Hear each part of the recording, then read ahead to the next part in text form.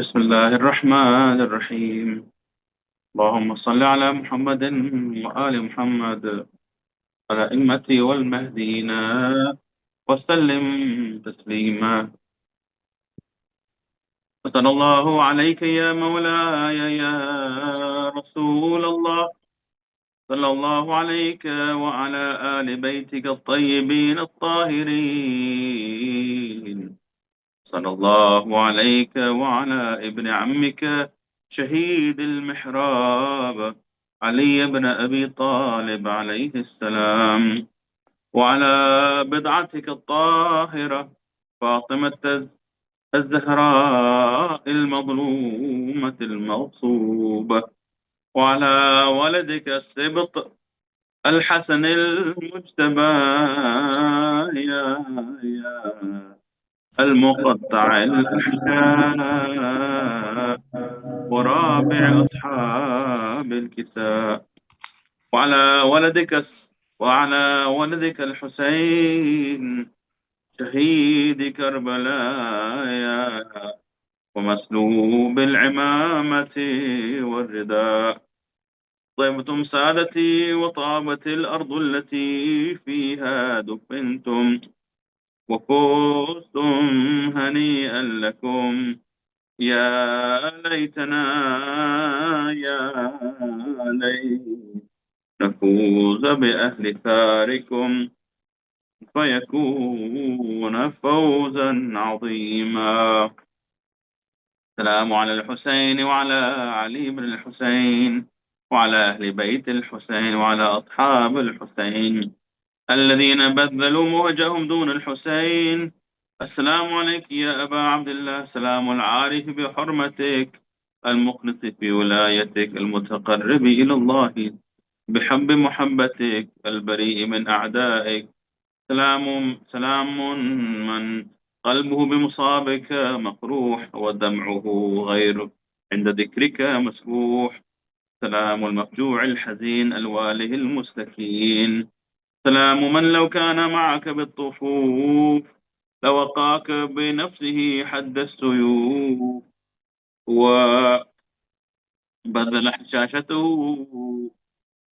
عنك للحتوف، وجاهد بين يديك ونصرك على من بغى عليك، وفداك بروحه وجسده وماله وولده وروحه لروحك فداء. فإن أخرتني الدهور وعاقني عن نصرك المقدور، ولم أكن لمن حاربك محاربا ولمن نصب لك العداوة مناصبا، فلأندمنك صباحا ومساء ولا أبكين لك بدل الدموع دما، حسرة عليك وتأسفا على ما دهاك، حتى أموت بلوعة المصاب وغصة الاكتئاب. وإنا لله وإنا إليه راجعون، والحمد لله رب العالمين.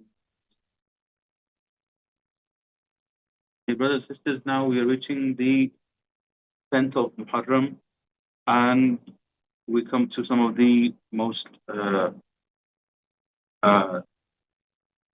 scariest, or let's say the most shocking things that happened. Because, as you know, the other day we were discussing the setup of the armies in Karbala, and if I just as a reminder, this what happened in Karbala was no mean feat; it was nothing trivial.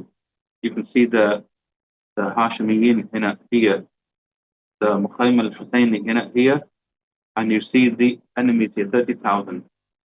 So as we know, the water was cut off on the fourth. Imam Hussein al-Islam arrived on around the second of Muharram. Water was cut off around the fourth of Muharram. So they were without water for a number of days.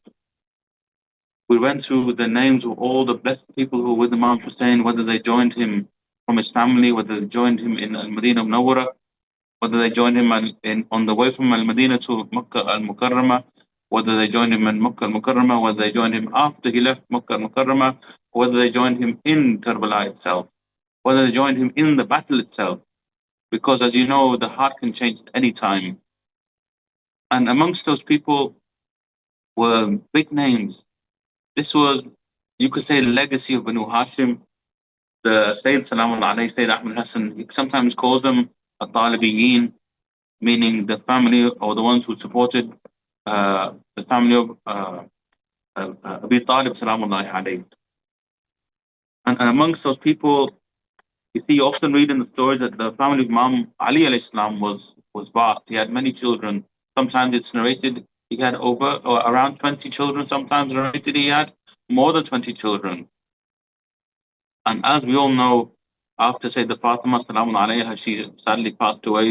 She was martyred. Then Imam Ali alayhi salam, he married another lady whose also name was Fatima. But out of affection for and regard for Imam Al-Hasan wal-Hussein, she used to say to Imam Ali, don't call me Fatima, you should call me Al-Baneen. Al-Baneen means mother of the sons. If you have ever been lucky enough to go to visit Al-Baqi, sometimes you hear in history, you hear stories of, like in the French history, the man in the iron mask, that there was somebody who they used to make him wear an iron mask in prison because, and there's various reasons why this happened. Some people will say, well, the king of the time, he didn't want this prisoner's face to be seen because it resembled his. And there's movies on this topic. When you go to Al-Baqi in Al-Madinah Munawwara near the Prophet's Mosque, you look left as you enter, you always see a foundation, square foundation. And if you're somebody who doesn't need research, you'll know who's buried there. It's Al-Baneen who's buried there. But if you ask the guards who are there, who's buried here, they will pretend they don't know. But there's always a guard there. If they don't know who's there, why'd you put a guard there? What's the reason? If we know who's there, just say, yeah, it's such and such, or don't worry about it, or whisper the name. But don't stand there. Don't pretend it's something not. The reason is because Baneen, Salamullah alayhi, is buried there.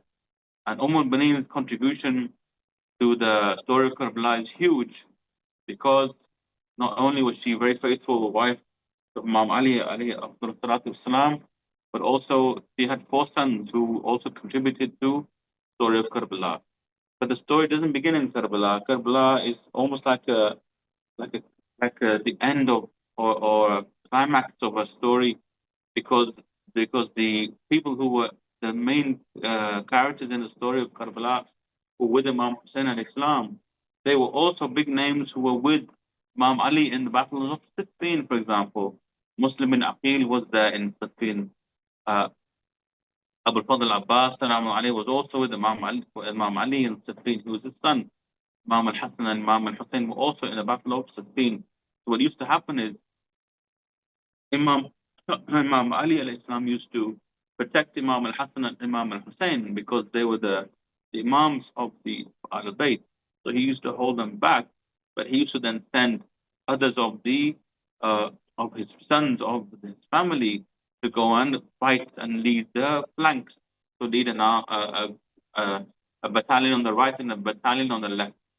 So Maulana Abul Fadl Abbas ibn Ali, who was son of Al-Baneen and son of Imam Ali, he was very extremely instrumental in the Battle of Siffin when the enemies of Allah, enemies of humanity, Muawiyah bin Abi Sufyan and his army they cut off the water supply or the access to water from Imam Ali alayhi salam's army. And so Imam Ali alayhi salam sent Abu Fadl Abbas and bin Ali, and he also sent others to go and fight to gain access to the water, and they did so.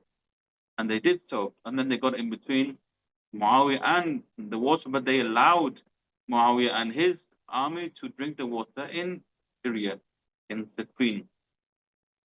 So when you hear of what happened in Karbala, the Prophet Muhammad used to prophesy that the enemies of Al Bayt will try to take revenge on what happened in Badr, what happened in Uhud, in Khaybar, and other battles like with Hudaybiyah and other skirmishes in and around Al Madinah Munawwara. So what happened in Karbala, as we know at a high level, we know that the water was prevented from the caravan of Imam Hussein alayhi salam. but a lot of the characters were the same. Abu al-Fadl Abbas, Salam Ali, was with Imam Ali. He was with Imam Ali. He was with Imam Hussein. Abu al-Fadl Abbas, son of Ali, was with Imam Hussein. Who was not with Imam Hussein was Muhammad bin Ali, who was also known as Muhammad bin al-Hanafiyyah. So on one side you had Abu al-Fadl Abbas, who was the half brother of Imam Hussein. He's with him. Muslim bin Aqil, who was a cousin of Imam Hussein, he was sent to Kufa. So we know this is the party of those with the Imam. On the other side, people like Muhammad bin Ali, who is also known as Muhammad bin al-Hanafiyyah, half brother of Imam Hussein al-Islam, was not with Imam Hussein. So here you have a split here. So what of Abu Fadl Abbas?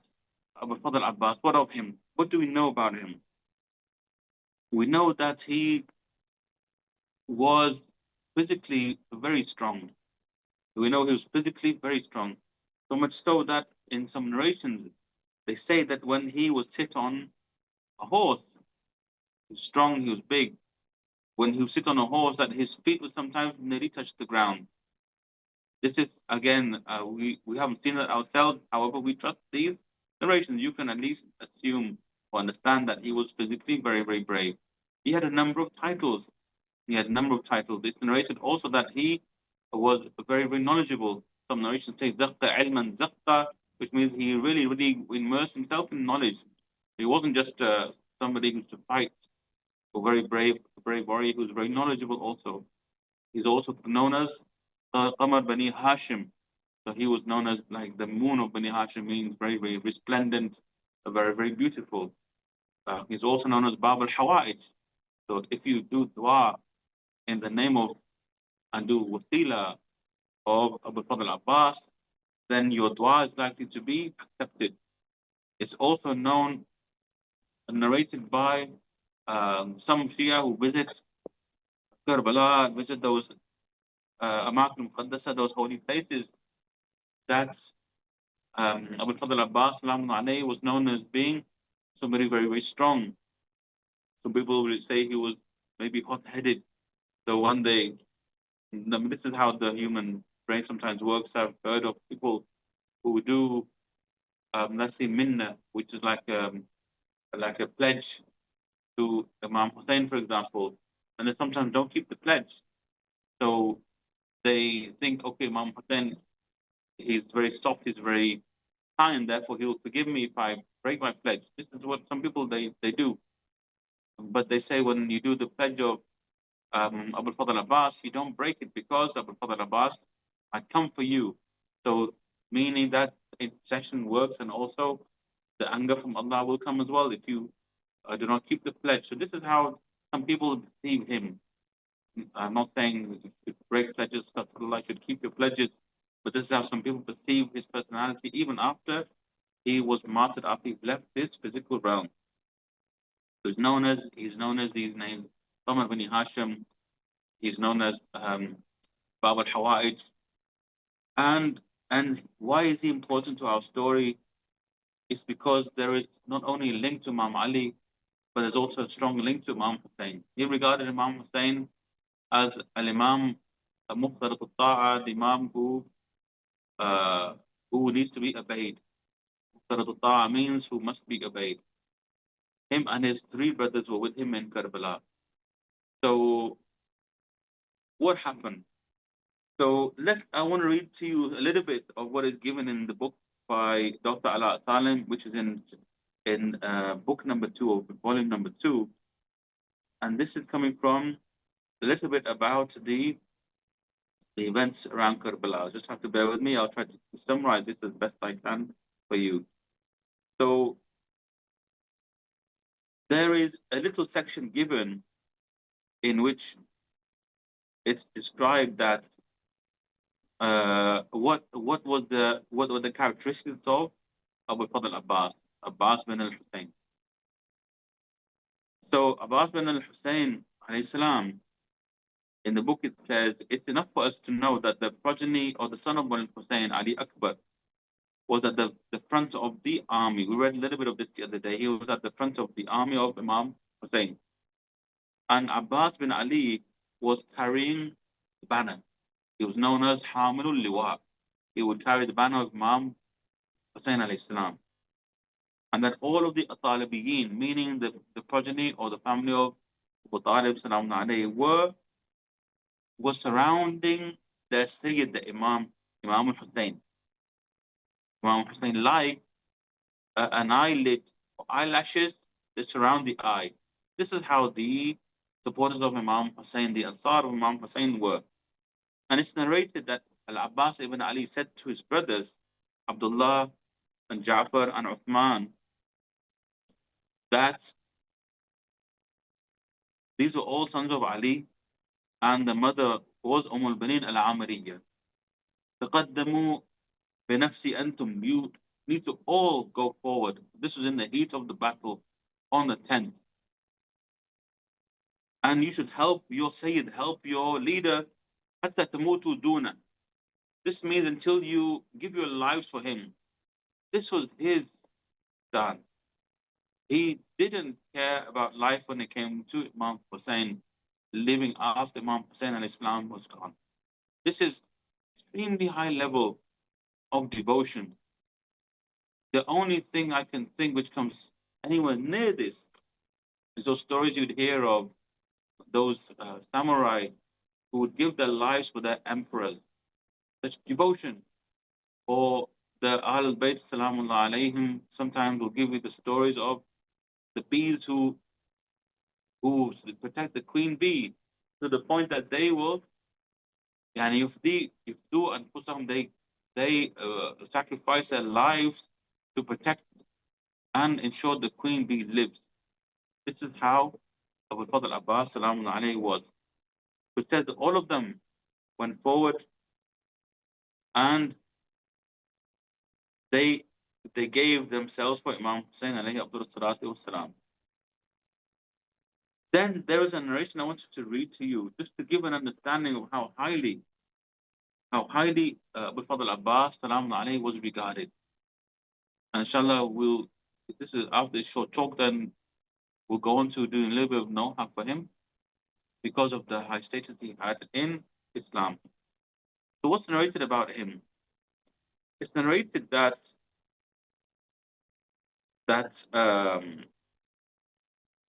there's a narration from Imam Sajjad alayhi salatu wasalam. Before I give you that, I want to just find for you what Sayyid Ahmed Al-Hasan said about Abu Fadl Abbas. He said, Abbas bin Ali, let me go back. He talks about the return of Imam Sajjad, Ali ibn Hussein, thirsty. So there's some narrations which say Imam Sajjad alayhi salam was thirsty, and he complained to Imam Hussein about being thirsty. And Imam Hussein gave his tongue to him, and he sucked on Imam Hussein alayhi salam's tongue.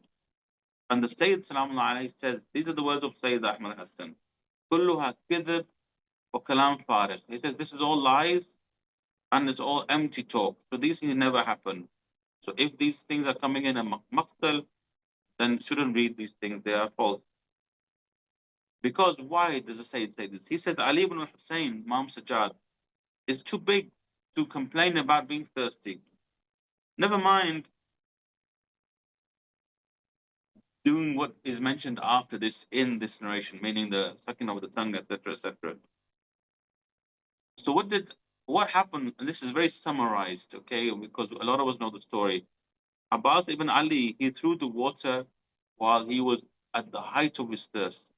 What's the Sayyid referring to here? The famous story is, the famous narration event that happened is, Abu Fadl Abbas, they tried to dig for water. Sometimes they couldn't reach water. They would find a rock.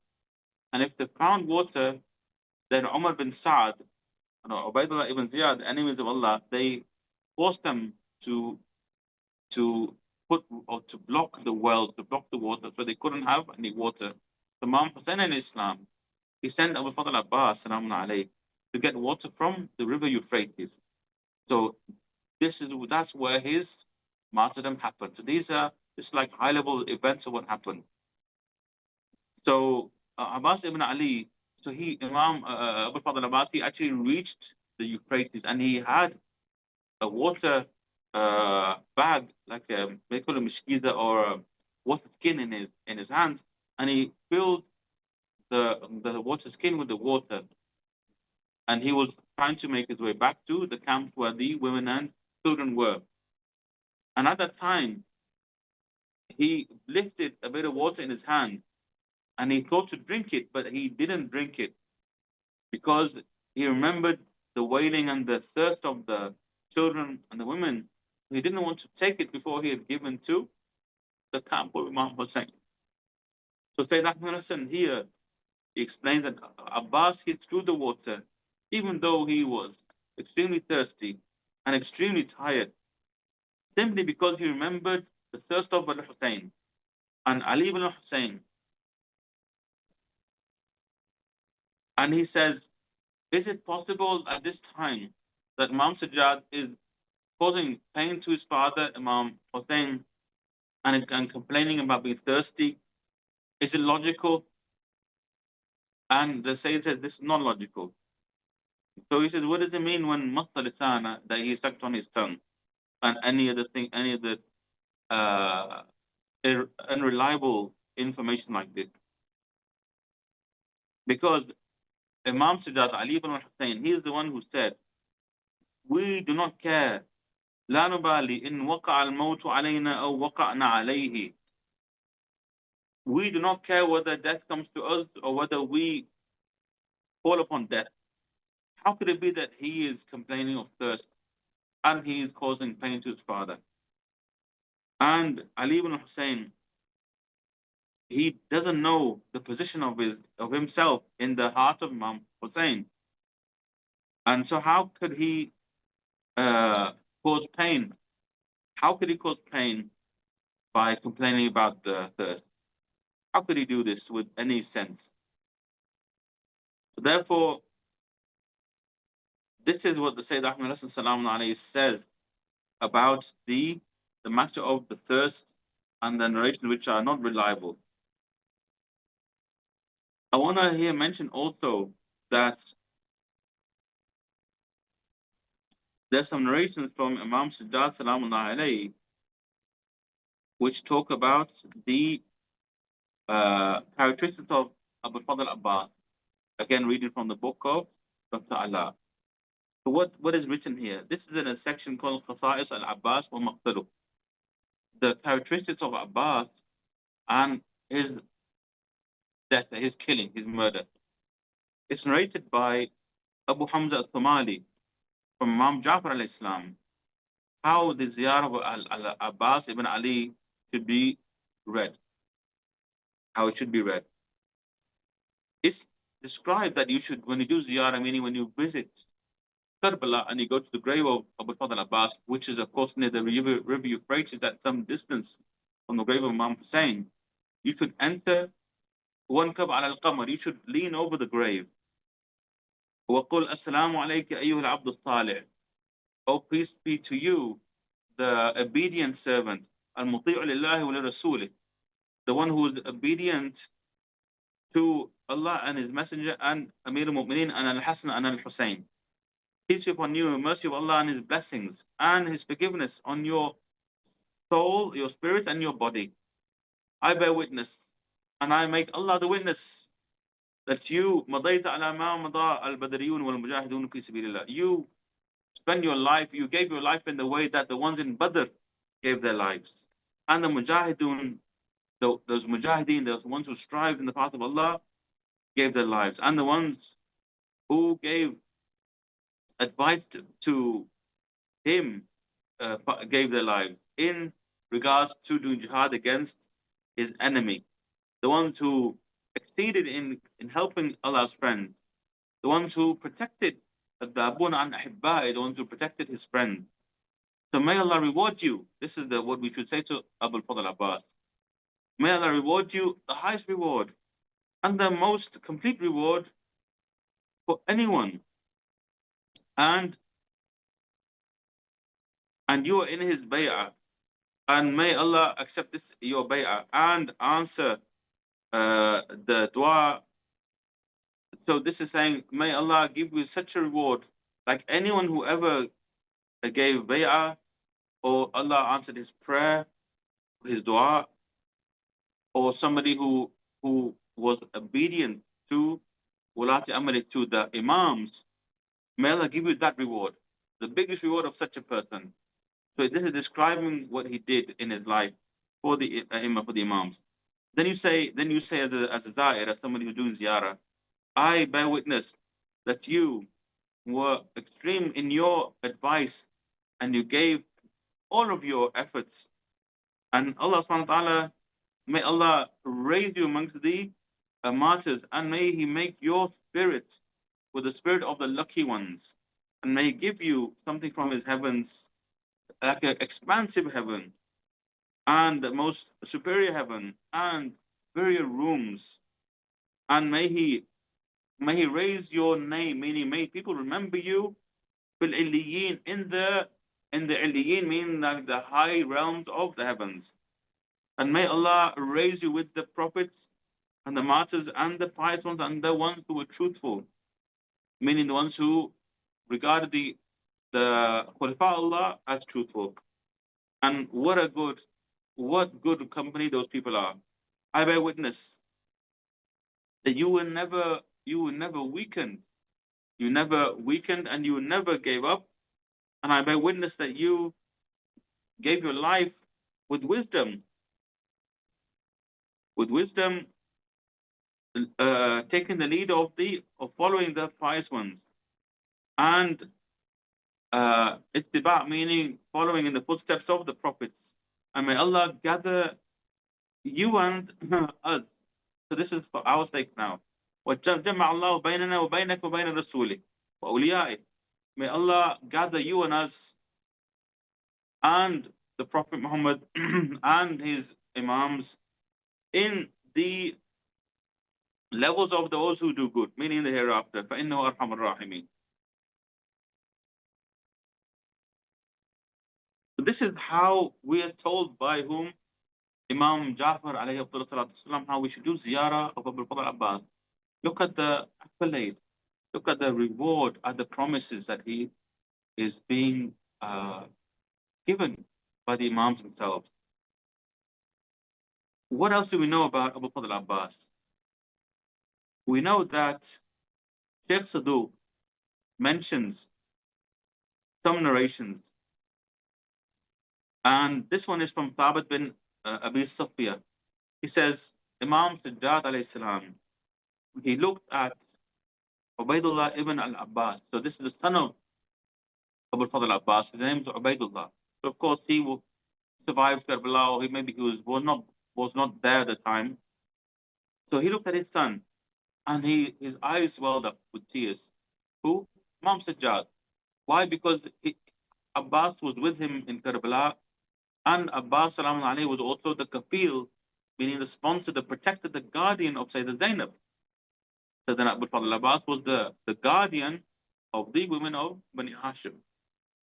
So Imam Sajjad looks at the son of Abu Fadl Abbas, and he says, there was never a day which was harder on the Prophet Muhammad than the day of Uhud. The day of Uhud.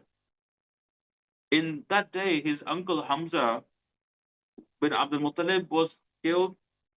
Allah's lion and the lion of his messenger, Asadullah wa Asadur Rasuli. And after that day, the day of Mu'tah, in Mu'tah, his cousin Ja'far bin Abi Talib was killed. So as you know, Ja'far bin Abi Talib, the Prophet Muhammad loved him very much, and he would say, me and Ja'far are from the same tree. And Ja'far was the one who led the emigration of the Muslims to Abyssinia. And he came back after a number of years. And when he joined the Prophet, some narrations say he joined him in the Khaybar. The Prophet Muhammad said, I don't know what I'm happy with today, whether it's because we conquered Khaybar or because Ja'far came back.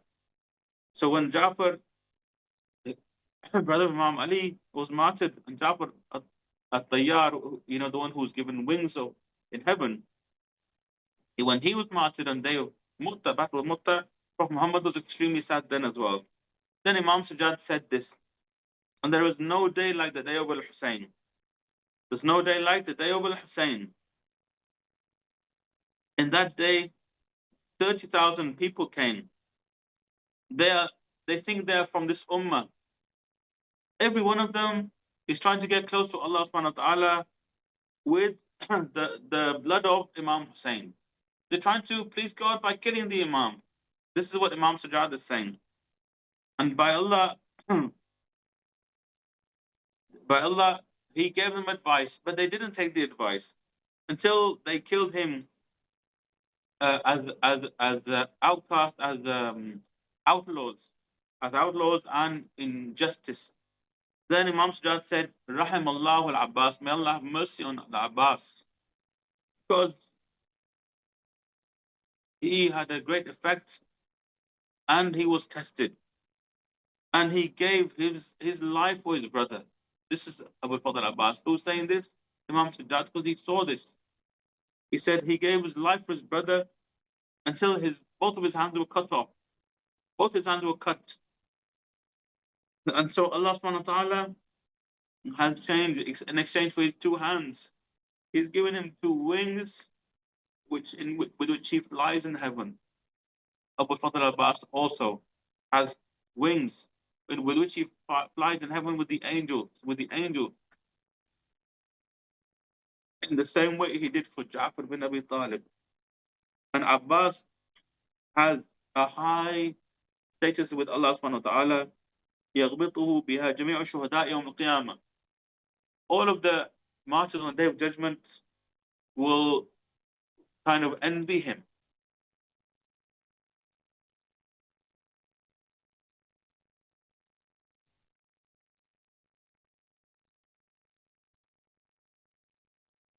So, brothers and sisters, what actually happened? What actually happened? So, very briefly, this is taken from the Maqtal of Al-Abbas, alayhi. Extremely painful, but we'll try our best to explain to you just a glimpse of what actually happened. We'll show these kind of stories, we kind of really do justice. So, because we kind of usually do justice, we try to compensate for our shortcomings by trying to stay in touch with people like Abu Bakr Abbas, like Sayyidah Zainab, Sayyidah Fatima, Sayyidah Khadija. So because we are shortcomers, the best thing we can do is try to keep a kind of contact with them. So it almost feels like we're guilty even trying to explain what actually happened.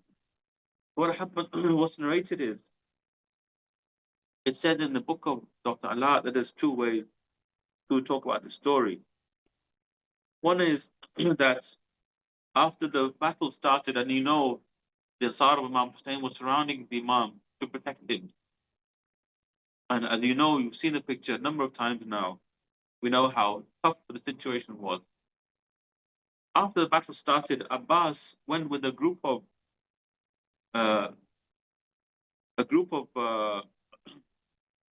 Ansar. So sorry, Abbas went with Imam Hussein alayhi salam himself to the river Euphrates, Furat, and to try and bring water back to the tents, to try and get over the blockage. They were being blocked, try to get through that, get to the river and bring back water to give to the tents. And they surrounded him, and he was killed before Imam Hussein alayhi salam was killed. And what happened?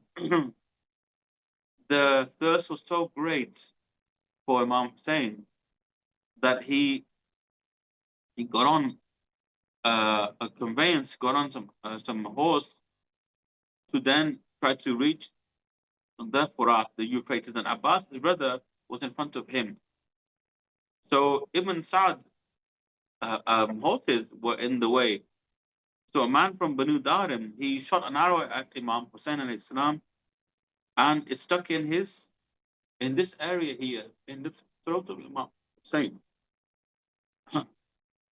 So it's narrated that Imam Hussein alayhi salam, he pulled the arrow out and he put the blood under here, under his throat. until it filled, and then he threw it. And he said, Allahumma inni ashku ilayka ma yuf'al bibn bint nabiyyik. Oh Allah, I complain to you what they do to the son of the daughter of your prophet. Then they separated Abu Fadl Abbas from Imam Hussein, and they surrounded him. This is only something a coward would do. Cowards. They surrounded Abu Fadl Abbas from every angle until they killed him. And the one who led his murder was Zayd bin Warqa al-Hanafi and Hakim bin al-Tufail al-Sambasi. And Imam Hussein al-Islam wept bitterly for the murder of Abu Fadl Abbas alayhi salam.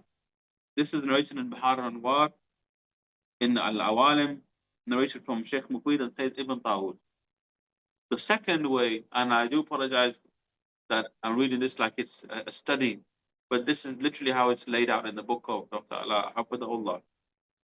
The second way is what they narrate is that Imam Hussein alayhi salam, after the beginning of the battle on the 10th, and after a while, he gave his brother Abbas the sole responsibility to bring water for the children and for the dependents.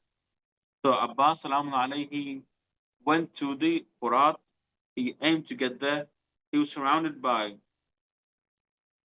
4,000 people, 4,000 of who had been made responsible to be guards on the river Euphrates, the cowards. They had to surround him with 4,000 people, and they threw him with whatever weapons they had, or aimed weapons at him, or stones at him, and he split through them, and he killed. It's narrated he killed 80 men, 80 people from amongst these enemies, these animals. Until he entered the water, he killed 80 of them. Can you imagine what kind of bravery and physical abilities he would have had? 80 people. And then when he wanted to drink a handful of water, he remembered the thirst of Imam Hussein and the family, and he threw the water, and he filled the water skin, and he carried it on his right shoulder. And he headed back towards the tents. And then they stopped his route. They cut him off from the tents, and they surrounded him from every angle, and he fought them until one man hit his hand on this side, on his right side, his right hand, and he cut the hand off, or at least it would have been limp. Then he took the water skin on his other shoulder, on his left shoulder, and they hit, a man hit his left hand.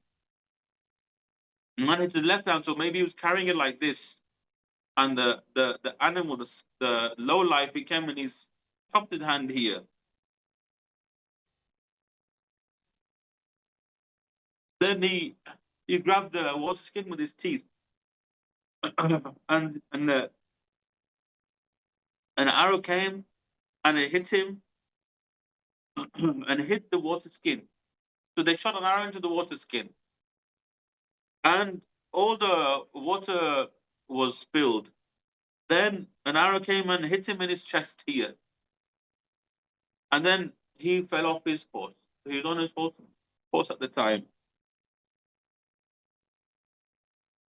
And this is narrated in Bihar al-Anwar, Al-Awalim, by Abdullah al-Bahrani.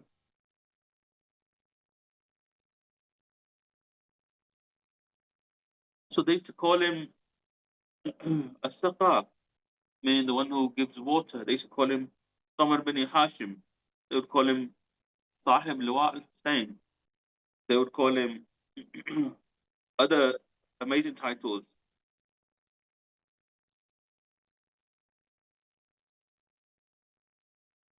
Some of the actual maqatil, meaning the narrators and the stories of Abu Fadl Abbas, salamun alayh, they mention other details on how both of his hands were chopped off.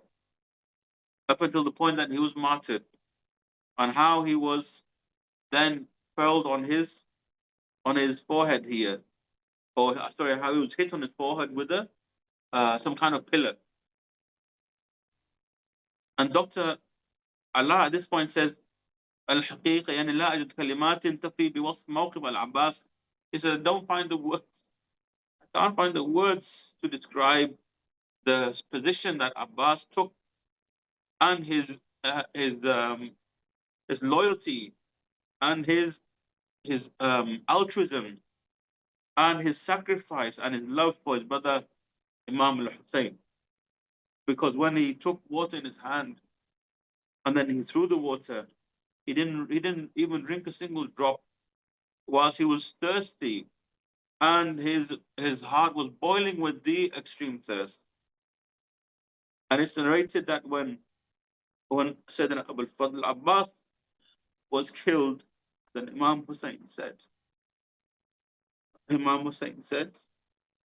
الآن انكسر ظهري وقلت حيلتي. He said, now my back is broken and I have no more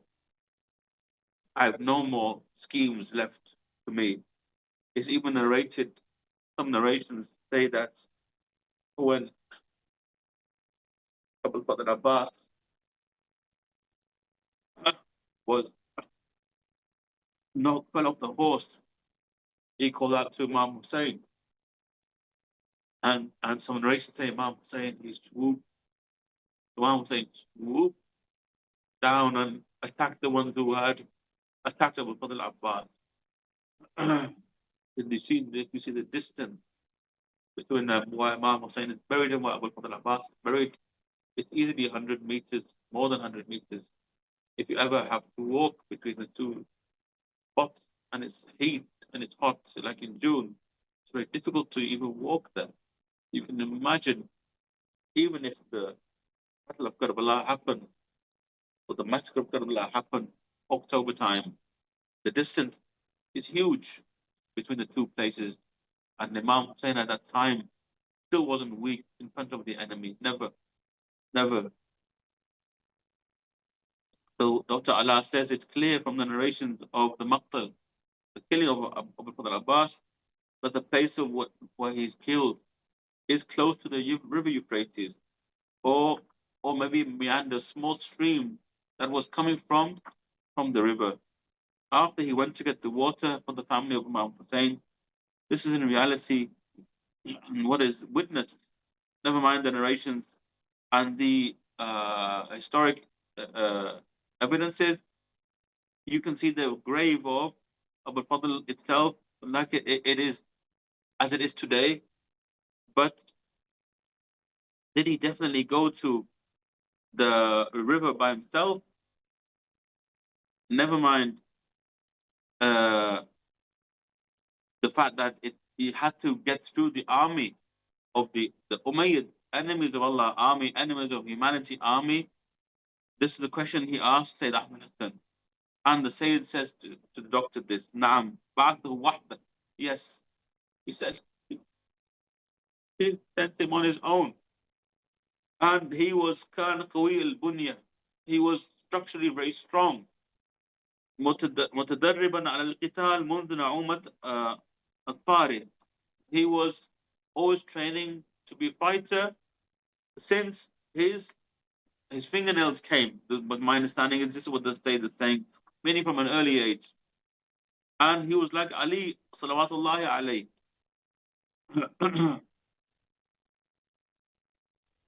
That one strike of Abu Fadl Abbas was fatal. This is the best of the best, brothers and sisters. One strike by Abu Fadl Abbas would kill somebody. It's, wow. The only thing you can compare this to is when you have these boxers who can damage somebody by one punch.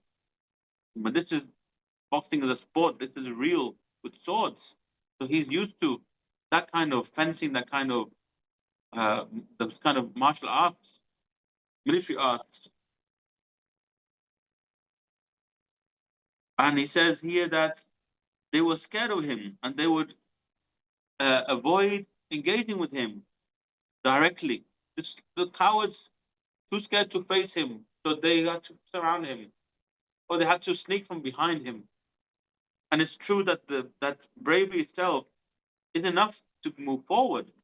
Saying this is how brave he was, and the bravery of Abbas is clear, and his parents in many places.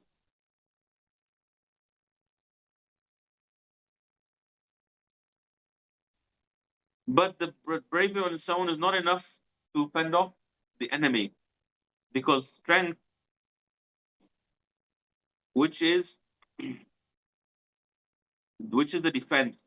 So Abbas, he benefited from being big. He was very physically big, and from being a horseman who was trained for a long time.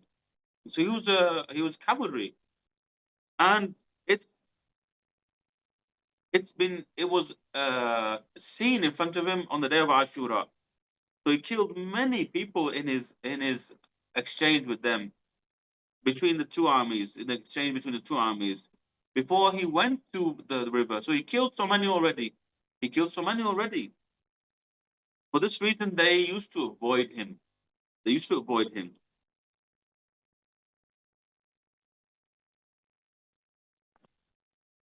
Very last thing, just before we move to, inshallah, do a little bit of recitation and Nawha for our Prophet Abbas. There is a little mention here of by Dr. Allah of some of the numbers of people that were killed by the champions of Imam Hussein.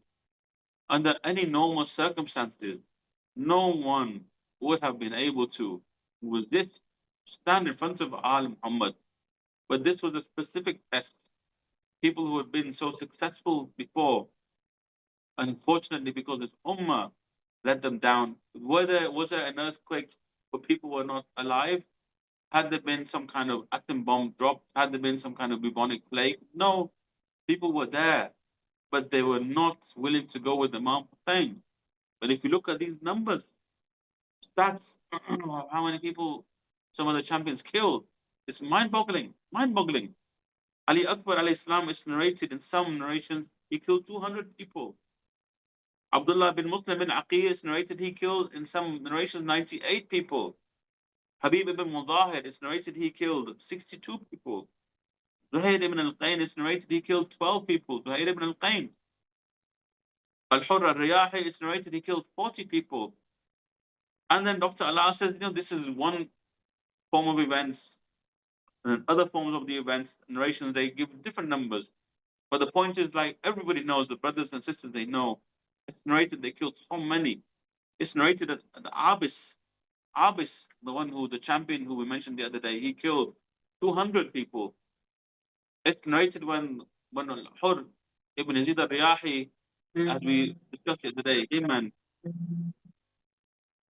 Ali Akbar alayhi salam were at the forefront of the battle, that they said Hur was slicing and dicing, chopping man left, right, center. This is Hur who led an army of 1,000 people, highly skilled. These are not average people, highly skilled. Ali Akbar was highly courageous, like his father. He's gonna have any doubts? No.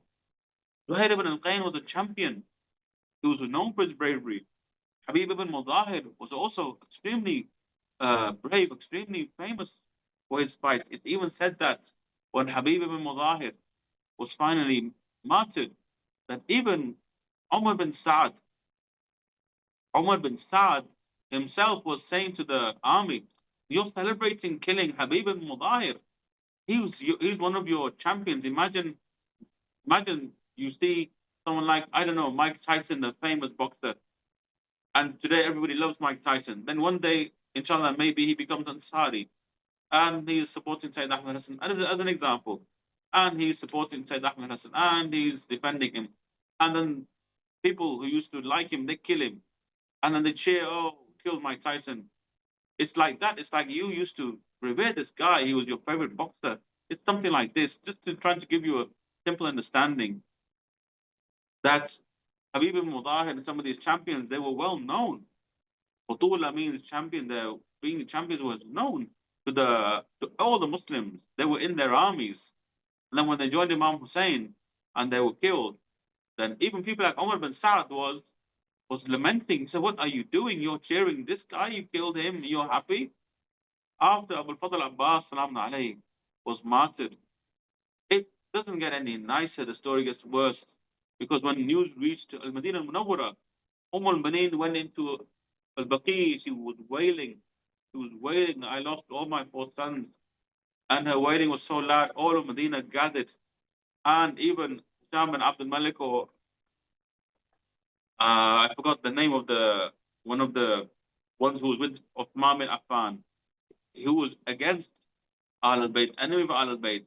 He was also there weeping for what actually happened because he realized that all the enmity towards Al Bayt has led to such a disaster now in Karbala. And how many did we say our Prophet he killed? Some people say up to 80 individuals. These were the best. They were the best. If we could take any lesson from this, why should we have loyalty to the Imam? If you imagine, if I say to you, this is a nice pen here, a nice pencil, and it's not the best pencil, but it's a decent pencil. And somebody else brings another pencil and says, no, actually, this one is better. The other pencil is better. But you have a choice. You can either keep this one or keep the other one. Which one should survive? It should be the best one. It doesn't make any sense. If the Imam doesn't survive, for anyone else to survive, what's the point? The only point should be for us to keep the message going to the next Imam. Otherwise, what's the point in life? What's the point in life just to fill up the numbers because we want to get to 8 billion people on planet Earth? What's the benefit? What's the benefit of so many people on Earth? What makes it different? If we don't have a mission in our life, and this is something on the lines of what Sayyid Ahmed Al-Hasan also said, if we don't have a mission in our lives, then what's the point of life? You should have some motive, some position on politics, on religion. Once you have that position, then you should have some commitment to that ideology. That ideology, whether it's with the Imam, against the Imam, of course, should be with the Imam, but you should have some commitment to something. Otherwise, what's the point? Why were there only 70 or 100 people left whose names we counted and we read them all in like 20 minutes the other day? What's the point of only this many people being on the truth and everybody else being against them? What's the point of the earth? Had it not been for Imam Sajjad, maybe Allah would have wiped out all of humanity. This is why Imam Hussein and Islam was so keen to protect him, to protect Imam Sajjad so that the lineage continues. Otherwise, Allah has no, what's the point? Allah put the Hujjah on earth to show who Allah really is. We only know Allah through the Hujjah. But every time the Hujjah comes, people disappear. So this is why commitment is the foundation of Khilafah. What do you get? What do I get if the Ali Muhammad survive? Does it benefit me directly? Does it benefit my children directly? Do they survive? Doesn't mean they will survive. But should we give our lives, sacrifice everything for the Imam and his progeny? Yes, we should. Why? Because it's what Allah wants. And He put them there as a test. So it doesn't directly fill my pockets with gold, so to speak, or pay my bills, or make my life easy. But it pleases Allah. Because of Allah's pleasure, maybe He will be pleased with me. So it's the quality of wafa. This is the ultimate quality of loyalty. If there's no loyalty, how can someone even believe? How can someone even support the Imam? And if loyalty is there, then people need to act on loyalty. This is why procrastination, apathy, laziness, looking at the self, the ego, looking at my needs, and leaving altruism for the Imam. This is why these things are undesirable. Apathy leads to somebody withdrawing.